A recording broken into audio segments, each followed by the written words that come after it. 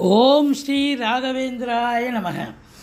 சிம்மமுகே ரௌத்ர ரூபிண்யாம் அபய அஸ்தாங்கத கருணாமூர்த்தே சர்வ வியாபிதம் லோகலட்சமாம் பாப விமோசன துரித நிவாரணம் லக்ஷ்மி கடாட்ச சர்வாபீஷம் அநேகம் தேஹி நுரசிம்மா ஹரிநாராயண துரித நிவாரண பரமானந்த சதாசிவ சங்கர யோகிராம் சுரத்குமார் யோகிராம் சுரத்குமார் யோகிராம் சுரத்குமார் ஜெயகுரு ராயா. உலகெங்கிலும் வாழ்ந்து கொண்டிருக்கும் ஸ்ரீ ராகவேந்திரா யூடியூப் சேனல் நேயர்களுக்கு டாக்டர் சைதை ராஜாவின் அன்பான வணக்கங்கள். நாம் இப்பொழுது இந்த எபிசோடில் செப்டம்பர் மாத ராசி பலன்கள் 1/9/2024 முதல் 30/9/2024 வரைக்கும் உள்ளடக்கிய நாட்களுக்கு கிரகங்கள் வாக்கிய பஞ்சாங்க அடிப்படையில் எப்பேற்பட்ட பலனை ஒவ்வொரு ராசிக்கும் வழங்கப் போகிறது என்பதை பார்க்கலாம் வாங்க. இதுவரைக்கும் எங்கள் சேனலை பார்த்து கொண்டிருக்கும் அன்பர்கள் சப்ஸ்கிரைப் செய்யாதவர்கள் சப்ஸ்கிரைப் செய்து கொள்ளும்படி கேட்டுக்கொள்கிறோம்.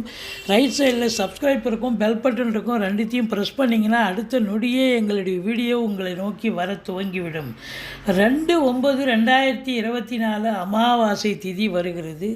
17/9/2024 பௌர்ணமி திதி வருகிறது. வாங்க ராசிக்குள் செல்லலாம்.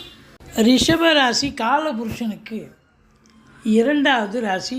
சுக்கிர பகவான் ஆட்சி பெறும் வீடு.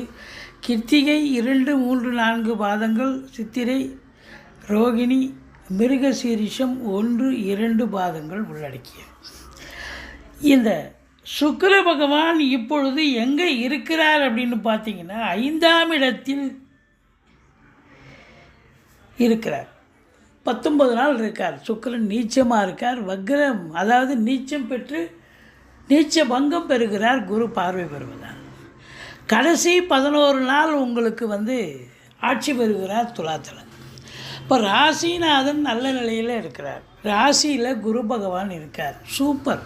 குரு பார்வை கோடி நன்மை. 5ஆம் இடம், 7ஆம் இடம், 9ஆம் இடத்தை பார்க்க போகுது. 7ஆம் இடத்து அதிபதி செவ்வாய் 2இல் நல்ல நிலையில் இருக்கார். 10ஆம் இடத்தில் சனி பகவான், 11ஆம் இடத்தில் ராகு சஞ்சாரம். இப்படி கிரகங்களுடைய நிலைகள் மிக சிறப்பாக இருப்பதால் இந்த ரிஷப ராசியில் பிறந்த அன்பர்களுக்கு இந்த செப்டம்பர் மாதம் சூப்பராக இருக்குமா இல்லை சுமாராக இருக்குமா அப்படின்னா ரொம்ப நல்லாவே இருக்கும், சூப்பராக இருக்கும் அப்படின்னு சொல்லலாம். முதல்ல அது காரணம் என்னன்னா குரு பகவான் தான் ஃபஸ்ட்டு. குரு ராசியில் அமர்ந்தால் சரியில்லைம்பாங்க. ஆனால் குரு பார்வை கோடி நன்மை. 5ஆம் இடத்தை பார்க்க போகுது. 5ஆம் இடம் குலதெய்வத்தினுடைய அனுகிரகத்தால், ரிஷிகள் முனிகள் குருமார்களுடைய ஆசீர்வாதத்தால், இஷ்ட தெய்வத்தின் அனுகிரகத்தாலும் உங்களுடைய பூர்வ புண்ணிய ஸ்தானம் வலுப்பெறுகிறது. குழந்தை பாக்கியம் இல்லாதவர்களுக்கு வித் ஹெல்ப் ஆஃப் மெடிசன், மருத்துவத்தின் உதவியோடு குழந்தை பாக்கியத்திற்காக காத்திருப்பவர்களுக்கு குழந்தை பேறு கிடைக்கும். நீண்ட நாளாக சொத்து பிரிச்சிக்காதவங்க இந்த காலகட்டத்தில் பிரித்து கொள்ளலாம். மற்றபடி கௌரவம், புகழ், அந்தஸ்து, செல்வம், செல்வாக்கு, தன்னம்பிக்கை ஏற்படக்கூடிய ஒரு அற்புதமான ஒரு காலம் இது. சுக்கிரனுடைய ஆதிக்கம் நிறைந்த கலைத்துறையில் வேலை பார்க்கக்கூடிய, அது சின்ன திரையாகட்டும் பெரிய திரையாகட்டும், நடிகர் நடிகைகள், டெக்னீஷியன்கள், எடிட்டர்கள், கேமராமேன்கள், புகைப்பட கலைஞர்கள் அத்துணை பேர்களுக்கும் வாய்ப்புகள் கதவை தட்டப்போகிறது. ஏற்கனவே வேலை வாய்ப்பில் இருக்கிறவங்களுக்கு ஒரு நல்ல சம்பாத்தியம், சந்தோஷம், ரெகக்னேஷன் கிடைக்கப் போகிறது அப்படின்னு சொல்லலாம். சமூகத்தில் இழந்த பெயர் புகழ் மீண்டும் பெறக்கூடிய ஒரு தருணம் வந்தாச்சு. 7ஆம் இடத்து அதிபதி 2ஆம் இடத்தில் குடும்பஸ்தானத்தில் இருப்பதால் வாழ்க்கை துணை அல்லது மனைவியால் யோக பாக்கியங்கள் கிடைக்கக்கூடிய ஒரு மாதமாக இது விளங்குகிறது. அற்புதமான ஒரு நிலை. ஆனால் வழக்கத்துக்கு மீறி உங்களுக்கு இந்த மாதம் பார்த்திங்கன்னா செவ்வாய் 2இல் இருக்கிறதால துரு விறுவிறுன்னு கொஞ்சம் அதிகமாக பேசுவீங்க. பேசுவதில் எச்சரிக்கை தேவை. மற்றபடி எல்லாம் சுப நிகழ்ச்சிகள் நடக்கக்கூடிய ஒரு தருணம் வந்தாச்சுன்னு சொல்லலாம். 4ஆம் இடத்து அதிபதி சூரியன் ஆட்சி வருகிறார். முதல் 15 நாள் இங்கே இருக்கார். அடுத்த 15 நாள் 5ஆம் இடம் சென்று விடுகிறார். அப்போது சூரியன் நாளில் புதனோடு சேர்ந்து புதாதித்ய யோகம் ஏற்படுவதால் கல்வி நிறுவனங்கள், கல்விக்கூடங்கள், கல்வியாளர்கள், கல்வி பயிலும் மாணவ செல்வங்கள் இவங்களுக்கெல்லாம் ஒரு சிறப்பான காலம். அசையா சொத்துக்கள் மூலம் வருமானம் உண்டு. வண்டி வாகனங்களை வச்சு பொழப்பு நடத்தக்கூடியவர்களுக்கு நல்ல சவாரிகள் கிடைக்கும், சம்பாத்தியம் கிடைக்கும். படிக்கிற பிள்ளைகள் நல்லா படிப்பாங்க. தாய் வழி சொந்தங்களால் அனுகூலம். இருந்த போதிலும் சனி பார்வை இருப்பதால் ஒரு சிலருக்கு அடிவயிறு என்று சொல்லக்கூடிய அப்டாமன் என்று சொல்லக்கூடிய அடிவயிற்றில் உஷ்ணம் சம்பந்தப்பட்ட பிரச்சனைகள் வரலாம். எச்சரிக்கையோடு இருந்து கொள்ளுங்கள். மற்றபடி 5ஆம் இடத்துல சூரியன் இருந்து குரு பார்க்குறார். குலதெய்வத்துடைய பிளெஸ்ஸிங் உங்களுக்கு 100% உண்டு. ஆன்மீகத்தில் அதிக நாட்டம் இருக்கும். ஆலய வழிபாடுகள் செய்வீர்கள், நன்கொடைகள் வழங்கி மகிழ்வீர்கள் அப்படின்னு சொல்லலாம். இந்த உயர்கல்வி வெளிநாடு போய் படித்தாலும் சரி, உள்நாட்டில் படித்தாலும் சரி, ஆராய்ச்சி கல்வி படிக்கிறவங்களுக்கும் ரொம்ப அற்புதமான காலம். அடுத்தது பார்த்திங்கன்னு சொன்னால் உங்களுக்கு 6ஆம் இடத்தில் சுக்கிரன் கடைசி 11 நாள் இருக்கிறதால ரொம்ப பிரகாசமான ஒரு காலகட்டம். சுக்கிரனுடைய கலைத்துறையில் பணியாற்றக்கூடியவர்களுக்கு பொக்கிஷமான ஒரு மாதம். 7ஆம் இடத்தை குரு பார்க்கிறார். திருமண வயதில் இருக்கும் ஆண் பெண் இருபாலருக்கும் திருமணம் கைகூடி வரும். நண்பர்களால் ஆதாயம். கூட்டு தொழில் செய்பவர்களுக்கு கூட்டாளிகளால் நன்மைகள்.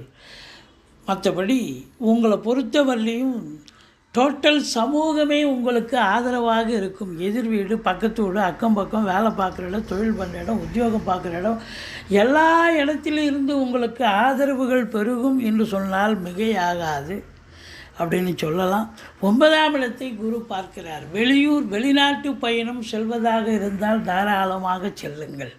உயர்கல்விக்காக சென்றாலும் சரி, உத்தியோகத்திற்காக சென்றாலும் சரி, இல்லை சொந்த தொழிலுக்காகவே சென்றாலும் சரி, சாதிக்கக்கூடிய ஒரு நேரம் இது அப்படின்னு சொல்லலாம். தொழிலில் நம்பி கடன் வாங்கி தொழிலில் போடுங்க. தொழில் அபிவிருத்தியாகும்.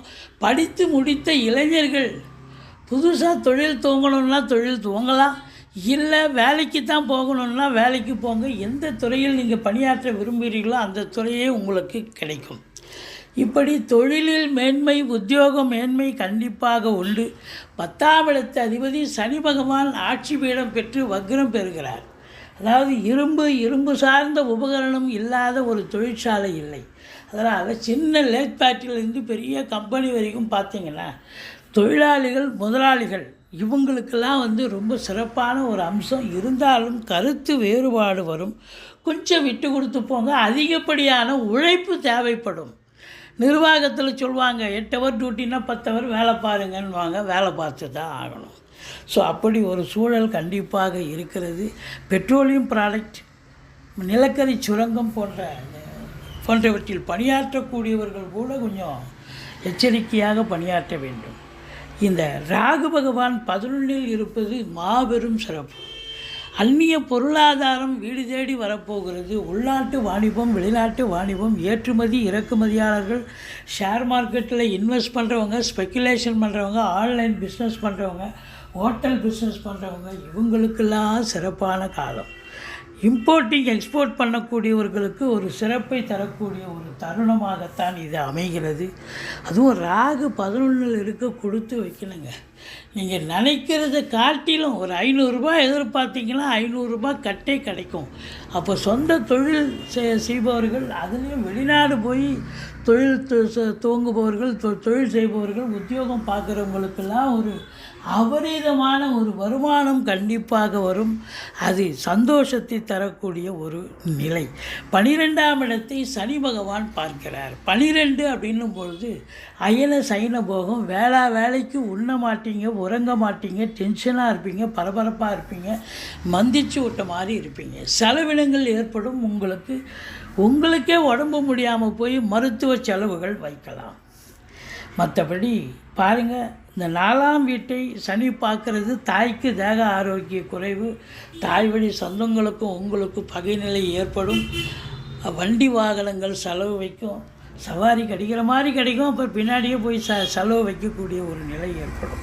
அரசு ஊழியர்கள் எச்சரிக்கையாக பணியாற்ற வேண்டும். உங்களுக்கு ஆகாதவன் போட்டு கொடுத்து ஒன்று கிடக்க ஒன்று போட்டு கொடுத்து பிரச்சனை வரலாம். அரசாங்கத்தில் உயர் பதவியில் இருப்பவர்களும் சரி, அரசியல்வாதிகளும் சரி, எச்சரிக்கையோடு பணியாற்றக்கூடிய ஒரு நேரம், அற்புதமான நேரம்தான். ஆனால் எச்சரிக்கையோடு பணியாற்ற வேண்டும். மற்றபடி உங்களுக்கு பார்த்தீங்கன்னு சொன்னால் குரு பார்வை கோடி நன்மை. 5ஆம் இடத்தை பார்க்க போகுது. சீட்டாட்டம், race, lottery, speculation, online business, hotel business, share market போன்ற இனங்களில் ஈடுபாடு உள்ளவர்களுக்கு இந்த மாதம் அற்புதமாக இருக்கப் போகிறது. மொத்தத்தில் பார்க்கும்பொழுது இந்த ரிஷப ராசியில் பிறந்தவர்களுக்கு 11, 12, 13 ஆகிய தேதிகள் சந்திராஷ்டமமாக வருவதால், சந்திராஷ்டமம்னு சொல்லிக்கிங்க, எச்சரிக்கையாக இருங்க. மற்றபடி இரவு பிரயாணம் வேண்டாம், கேஷ் டிரான்சாக்ஷன் வச்சுக்க வேண்டாம். மற்றபடி குறை ஒன்றும் இல்லை. 2ஆம் இடத்துல செவ்வாய் இருக்கிறதால உங்களுக்கு பேசுவதில் கொஞ்சம் எச்சரிக்கை. வழக்கத்துக்கு மீறி துருதுருன்னு பேசுவீங்க. பேசி ஏதாவது ஒன்று கணக்கு ஒன்றும் பிரச்சனை ஆகிடக்கூடாது. அதனால் எச்சரிக்கையாக இருங்கள். மற்றபடி குறை ஒன்றும் இல்லை. 5ஆம் இடத்து அதிபதி 4இல் இருக்கிறார். முதல் 20 நாள். அப்போ பூர்வீகத்தில் சொத்து விற்கணும்னு எதிர்பார்த்து காத்திருக்கிறவங்க தாராளமாக விற்கலாம். நல்ல விலைக்கு போகுமா அப்படின்னா ஓரளவுக்கு சனி பார்வையில் இருக்கிறதால எதிர்பார்த்த ஒரு விலை இருக்காது. இருந்த போதிலும் கொடுக்கக்கூடிய ஒரு நேரம் இது. மற்றபடி நீங்கள் வணங்க வேண்டிய தெய்வம் அப்படின்னு பார்த்தீங்கன்னா முருகப்பெருமானை வணங்குங்கள், ஈஸ்வரனை போற்றுங்கள். வாழ்க்கை வளமோடும் நலமோடும் அமையப்போகிறது. எங்களுடைய வீடியோ பிடிச்சிருந்தால் லைக் பண்ணுங்கள், ஷேர் பண்ணுங்கள், சப்ஸ்கிரைப் பண்ணுங்கள். மறக்காமல் சப்ஸ்கிரைப் பண்ணுங்கள். நன்றி. வாழ்க வளமுடன்.